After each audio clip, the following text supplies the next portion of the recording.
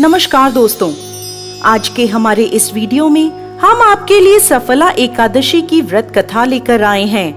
एक समय की बात है जब महाराज युधिष्ठिर भगवान श्री कृष्ण से अत्यंत महत्वपूर्ण प्रश्न पूछते हैं। हे जनार्दन, पौष मास के कृष्ण पक्ष में कौन सी एकादशी आती है और किस प्रकार इसका पालन करना चाहिए? कृपया इस बारे में मुझे बताएं। युधिष्ठिर महाराज की बात सुनकर भगवान केशव बोले, हे धर्मराज, पौष मास के कृष्ण पक्ष में आने वाली एकादशी का नाम सफला एकादशी है। इस एकादशी के दिन भक्तों को भगवान नारायण के विग्रह की पूजा अर्चना करनी चाहिए। मैं आपको सफला एकादशी की पौराणिक कथा सुनाता हूँ, ध्यान पूर्वक सुनिए। एक समय चंपावती नाम की एक सुंदर नगरी थी, जहाँ माहेश्मत नाम के एक अत्यंत पराक्रमी और धर्मनिष्ठ राजा राज्य करते थे। उनके 4 पुत्र थे। राजा का सबसे ज्येष्ठ पुत्र लुम्पक सदैव पाप कर्मों में लिप्त रहता था।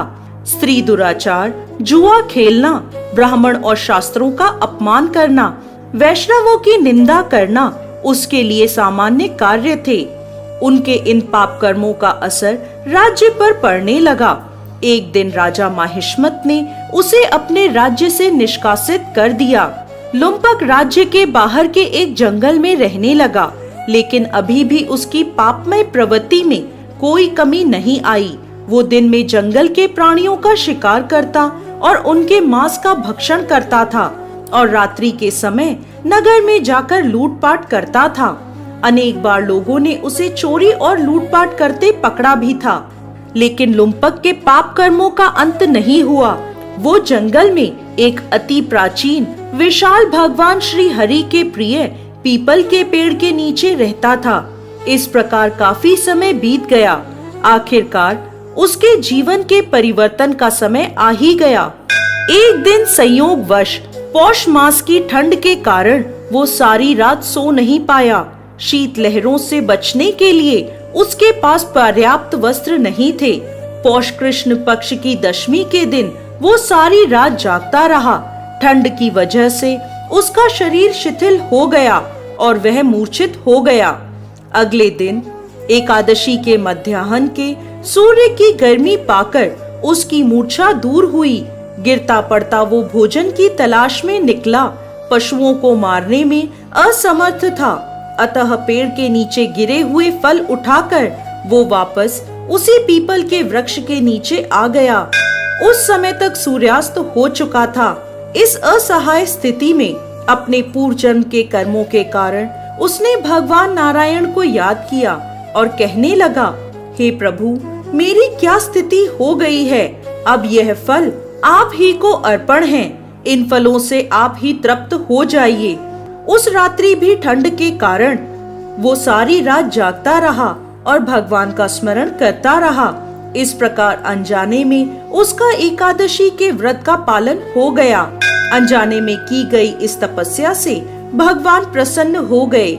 अगले दिन सूर्योदय होते ही एक सफेद तेजस्वी घोड़ा लुम्पक के पास आकर खड़ा हो गया। उसी क्षण एक आकाशवाणी हुई, हे वत्स, ये घोड़ा तुम्हारे लिए आया है। भगवान नारायण की असीम कृपा और सफला एकादशी का नियम पूर्वक पालन करने के कारण तुम्हारे समस्त पाप नष्ट हो गए हैं। अब तुम इस घोड़े पर सवार होकर अपने पिता के पास अपने नगर में वापस चले जाओ। तुम्हारा राज्य तुम्हें वापस मिल जाएगा। ऐसी आकाशवाणी सुनकर वह गदगद हो गया। सफला एकादशी से अर्जित पुण्य फल के कारण उसका शरीर पुनः कांतिमान हो गया। उसी क्षण वो अपने राज्य को वापस आया और अपने पिता से क्षमा याचना करने लगा और उन्हें सारा वृत्तांत कह सुनाया। उसके पिता ने जब उसे समस्त सद्गुणों से युक्त देखा तो वह अत्यंत प्रसन्न हुए और लुम्पक को राज्य का कार्यभार संभलाकर वो वन को तपस्या के लिए चले गए। इस प्रकार लुम्पक ने अपने राजकुमार होने के सभी दायित्वों को निभाया। अपने पिता के पद चिन्हों का अनुसरण करते हुए वो अपने देह को त्यागने के बाद वैकुंठ लोक को प्राप्त हुआ। कथा समाप्त करते हुए भगवान श्री कृष्ण कहते हैं, हे राजन, जो व्यक्ति सफला एकादशी की इस कथा का श्रवण या पाठन करते हैं, उन्हें राजसूय यज्ञों का पुण्य फल प्राप्त होता है। उनके समस्त कष्ट नष्ट हो जाते हैं और अंत में वैकुंठ को वो प्राप्त करते हैं। जय श्री हरि विष्णु।